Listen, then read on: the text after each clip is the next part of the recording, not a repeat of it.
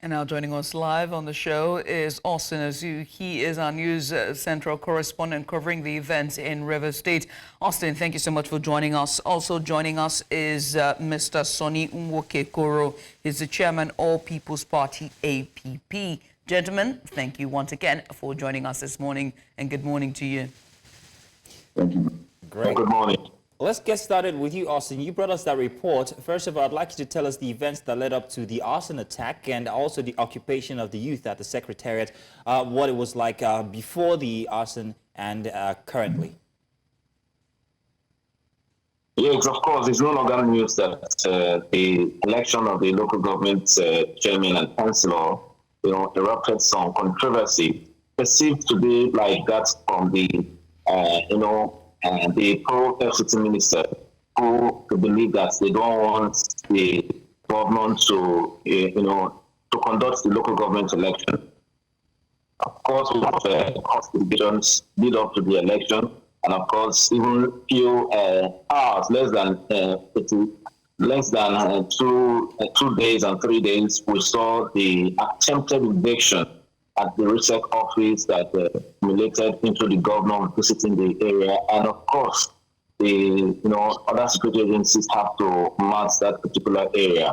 Don't forget to that the police withdrew their services midway to the local government election, so it becomes very difficult for security to be guaranteed for the election. But on Saturday, which like a week from today, it was a smooth sail. There was no security glitches. The election was peaceful, and people came out to vote just like a normal election. But somehow, it was poor turnout as usual. The governor did not vote, and including big political stakeholders in precisely that from the PDP and APC.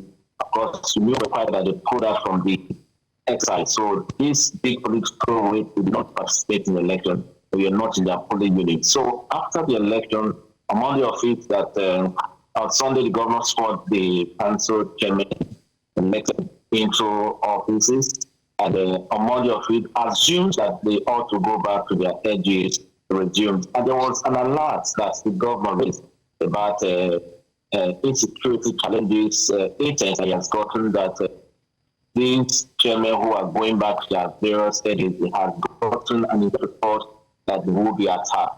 So obviously, it means some of them took that of their LGAs and vis-a-vis others, just kind of, say like normal palace and nothing they happened. So, but among the it, the disturbing situation came from Brazil, Emoha, and others. And it was quite disturbing when we started seeing footage of those secretariats that were set ablaze, particularly that of the Query local government area and two pockets of others. For me, while surprisingly we were at the local government area where the swearing in of the councillors were taking place at the Hallowed Chamber after the swearing in and the oath taken by the councillors. And we just finished interviewing the chairman. We had a sporadic gunshot outside the gates, on a rapid spray, and it was just like fire for fire.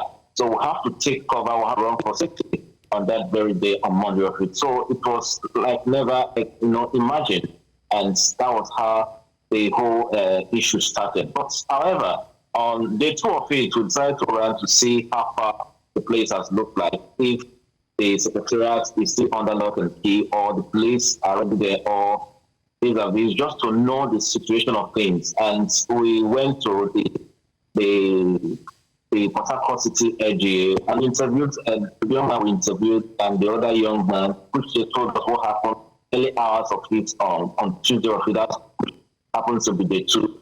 And the first is necessary for them to protect their own secretariat, because they believe that if they don't protect it, hoodlums, suspected hoodlums, and outsiders who don't mean well for the state will take advantage of that loopholes, and they will destroy the facility they have on ground. And Austin, we actually saw videos of the occupants of the secretariats there, and they felt very, very comfortable. But Julius got a question for Mr. Nwoke-Koro. Mr. Nwoke Koro, I must ask you, first of all, is congratulations in order for all the 22 winners from the last local government elections. Now, a lot has been happening in the state just after from the fallout, you're most welcome, from the fallout of the elections. So I must ask where APP, where, all People's Party stand in all of this. Thank you very much, and thank you for the opportunity of these interaction with you and with your station. It helps us to probably put a lot of misgivings as dished out there in their right perspective. First, RISEC is a constitutionally empowered organ to conduct local government elections. RISEC before now came out with timetable, time enough within the frame, within the constitutionally framed time for them to do so. Parties were all noticed for the election and preparation started. Okay, and the D-Day came, we did our election. Despite a lot of people who were not comfortable with the election, reasons best known. We are shopping from one court of law to another to obtain an injunction to the election. Well, that act alone negates the Constitution of Nigeria that says no law court is empowered to stop any election. If you agree with the outcome of the election, the best you could do is to approach the court to seek redress. Unfortunately, these are people who feel that except things go their way, nothing else should matter. The election came, we went out there, we campaigned vigorously, reached out to the electorates and sold our party to them. And by the special grace of God, they bought our party and voted for us massively. Like you say, we got 22 local governments of Rivers State out of 23, and we got 314 councillors out of 319 councillors in the state. So by special grace of God, we're the new thing. Right. Those who say they have court injunction, federal high court injunction to stop the election, apparently from their attitude and what they display show that they don't even have confidence in the judgment they have. Because on the day of election, despite the governor saying there was restriction of movement to allow voters go there and vote freely, they were all on the street demonstrating. For what? I do not know. After they did not succeed in stopping the election went on successfully, peacefully. And on the Sunday of it, those elected council chairmen were also sworn, only for them to want to assume office on Monday. And we have this issue of secretariat burning at Ikore local government, Emoha local government, and Eleme local government.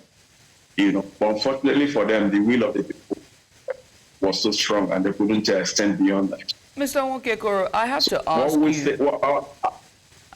ask you about the allegations. It's been along the corridors of power. Both opposition, whether PDP or APC of Rivers State, have said that APP is an offshoot of Pro-Fubara supporters, and that APP had no leverage or any standing in the state in terms of popularity to garner so much popularity to get a lot of votes to be able to win not 1, not 2, not 10, but 22 local government areas. What would be your response to those allegations or to those statements? Those who are saying that they are just being very, very economical with this. In 1998, I was a foundation member of PDP, and PDP was nowhere, was non-existent. I went out there and made PDP what it takes today. So when you talk about party, the thinking of Nigerians when it comes to party. As far as Nigerians are concerned, there is no ideological difference between or amongst the political parties. For them, it's just a platform. Okay? And then when the people are angry or they are dissatisfied with a particular system, they move to the next available platform.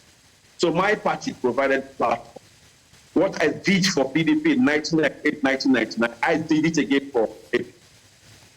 I did it again for AP. And those who are accusing us of this, go ask them. Go ask them what happened. At the time we started PDP in 1998, most of them were still in school. Most of them were nothing. But we built PDP to the point that PDP cleared all the elections. Go and check your records. So what makes them think that that will be different now? Because people are dissatisfied with them. They have used the people to the point that the people have come to the point of realization and consciousness and said, enough is enough. We've just started. Mr. What the people want was a situation where they could freely, even if there is hunger in the land, let them at least have breath of fresh air. A situation where you're so sandwiched, where you're so reduced to even less than a slave in this state. Now, Mr. Nwokekoro, real quick, I would like to know, this must impact the people of River State somehow, whether you like it or not. With a PDP governor, an APC state assembly, and now an APP predominant LG, where will peace come from? Are the courts equipped to actually help River State find peace? Because now we have the court coming with this order or that order. Where will peace come from so the people of River State can finally breathe? You see, before the existence of political parties, River State has been in existence. After these political parties, River State will be in existence. We've gotten to the point of realization that we will not allow the activities of political parties or the differences that exist between political parties or one person's will dominating the will of River State. So when you ask of where would this come from, it's River people that have to decide that enough is enough for one peace. And it's usually not, it doesn't come easy, because those who have a pattern of life that they feel that every other person should be a slave to them will not accept it. They will fight it. But what is counting for River people is their resolve to have peace, their resolve to move on. So talking about court, I do not have. I don't think I have the power to decide for the judiciary what to do. You and I know, everybody knows what the judiciary is doing next. I thought that I expect more from the judiciary, knowing that of all the organs of government, they are the organs that have been in existence since independence. Executive have been thrown out and thrown in again. Judiciary has been, legislature has been thrown out and thrown in again. But judiciary has been in existence all this while. So we expect a lot. We expect a lot from them to sustain our democracy. But sorry to say, what is happening recently is really happening. It's really sad. Mr. Nwokekoro, before I so they also have to play a role. We have to. Before I let all parties have to play a role in order to bring lasting peace. Right. Now, before I let you go, speaking of lasting peace and solution, now we must speak about. You talked about power recently, as saying that just the judiciary has the power and all of this. Nobody has the power. But there's something that we're not addressing in the room, an elephant, and that's the federal might. And those fingers have pointed to one person, and that is the Minister of the FCT.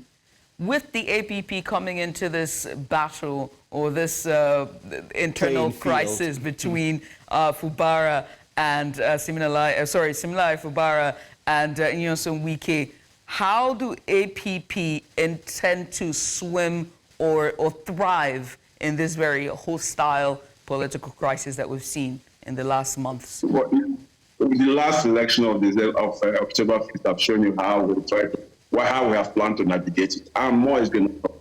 We have 27 assembly seats that is still hanging, and it's a constitutional matter that when you defect, you lose your position. Unfortunately, we are playing games with it. With this people are just buying. So when that issue is clear, APP is going out again, and we're going to win the 27 available seats. Okay. And the election, the River State goes beyond any individual, like I've said. It goes beyond any individual.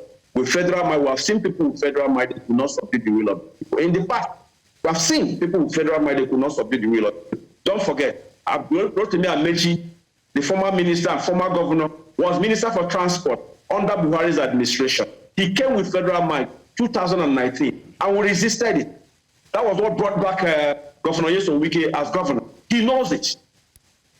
And again, constitutionally, talking about party constitution, when a governor is PDP constitution that I was one of those who says that at the local government level, when a council chairman emerges, the council chairman becomes the leader of the party at that level.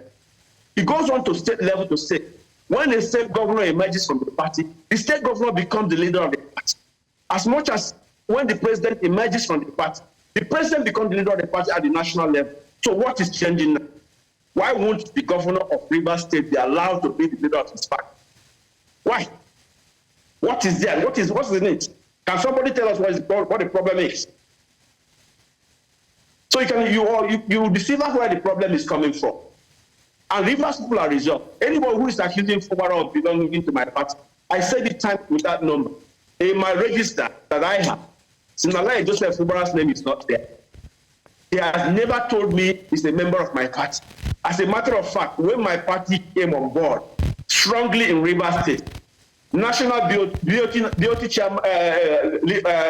members of PDP was frightened by what they were hearing in Rivers State concerning it.